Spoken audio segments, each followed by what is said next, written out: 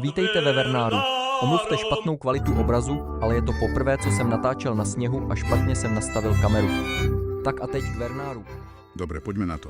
Dnes sa pozrieme na jednu konkrétnu obec, na Vernár. Áno. A dôvod?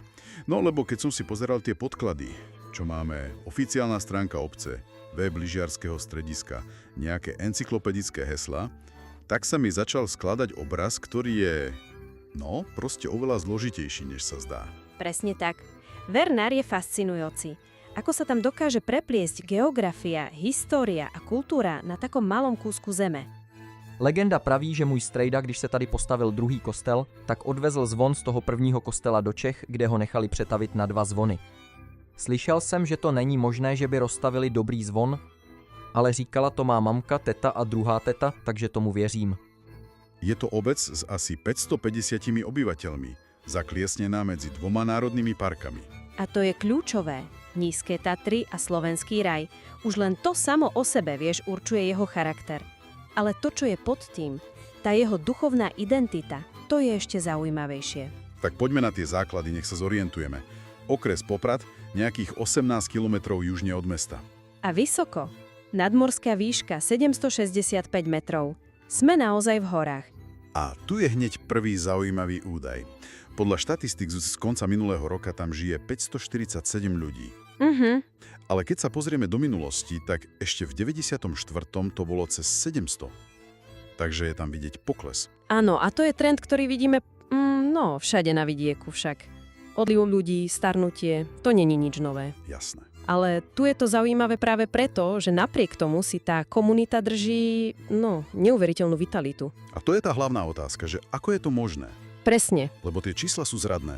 Pozrieš sa na národnosť a vidíš, že 99,12% sa hlási k slovenskej. Vyzerá to úplne homogénne. Áno, ale je tam taký malý detail. Myslíš tých 11 ľudí, čo sa prihlásili k Rusínom? Presne. To je menej ako 2%. Štatisticky nič. Ale historicky je to obrovský signál. Je to taká ozvena, ktorá nám otvára dvere k tomu najväčšiemu tajomstvu Vernára. A to je náboženstvo, lebo toto mi naozaj nejde do hlavy. Ako je možné, že Vernár je podľa zdrojov najzápadnejšou obcou na Slovensku s pravoslavnou väčšinou? Je to anomália. Úplná anomália. Je to ako nejaký ostrov. Presne, ako by si našla oázu uprostred nízkych Tatier. Tie čísla sú jasné. Podľa sčítania z roku 2021 sa k pravoslávnej cirkvi hlási 46,5% veriacich. A k tomu ešte grécko-katolíci. Áno, k tomu prirátajme 27,5% grécko-katolíkov. Takže spolu sme skoro na 75%.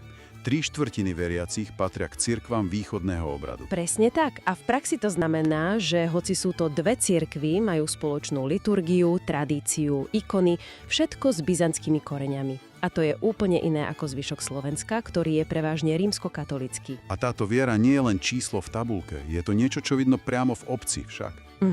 Zdroje spomínajú klasicistický grékokatolický kostol narodenia Presvätej Bohorodičky z roku 1825. Je to národná kultúrna pamätka.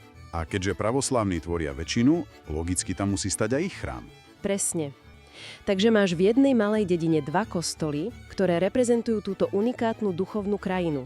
A čo je ešte dôležitejšie, nie sú to len 2 oddelené komunity. Ako to myslíš? Našla som na stránke obce fotogalériu z podujatia Ekumenický deň z tohto januára. A na fotkách sú ľudia z oboch komunít na spoločnej modlitbe. Fakt? Áno. To je neuveriteľne silný dôkaz spolupráce. Že tie spoločné korene sú pre nich silnejšie ako nejaké cirkevné rozdelenia. Takže to je ten duchovný pilier. A čo ten druhý? Čo priláka návštevníka, ktorý sa o toto až tak nezaujíma? No samozrejme tá príroda a v zime hlavne lyžovačka. Majú tam lyžacké stredisko Vernár Studničky. Len 500 metrov od obce. Áno, a je opísané ako ideálne pre rodiny. Zjazdovky sú ľahké a stredne ťažké, celkovo asi 1400 metrov. 3 menšie vleky a 1 hlavný, 800 metrový. A čo ma zaujalo je piatkové a sobotné večerné lyžovanie. To je fajn služba.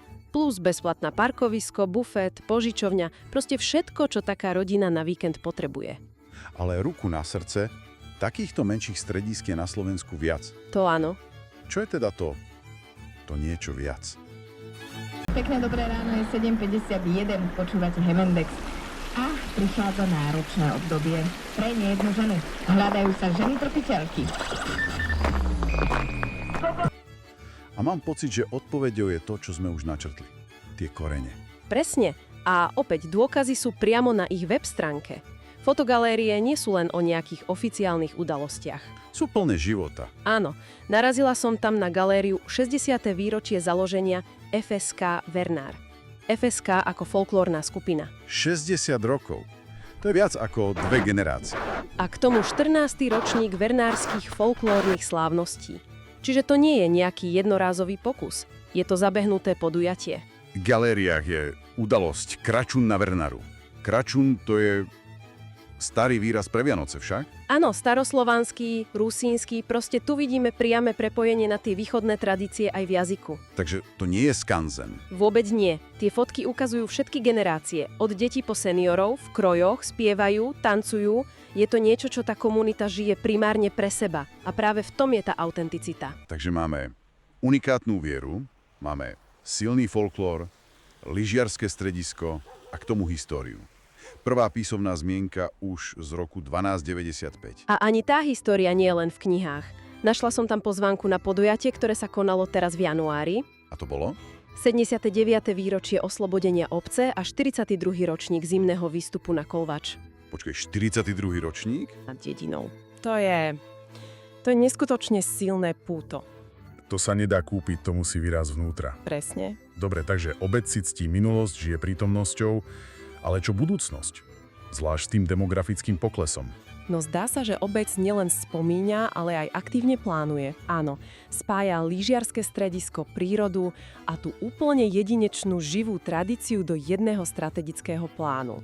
Takže keď si to zhrnieme, Vernár nie je len dedina stratená medzi horami. Vôbec nie. Je to miesto s unikátnou duchovnou identitou, kde prekvapivo dominuje pravoslávie. Je to komunita so silným putom k folklóru, ktorý aktívne žije. A zároveň sa pozerá dopredu a pracuje na svojej budúcnosti.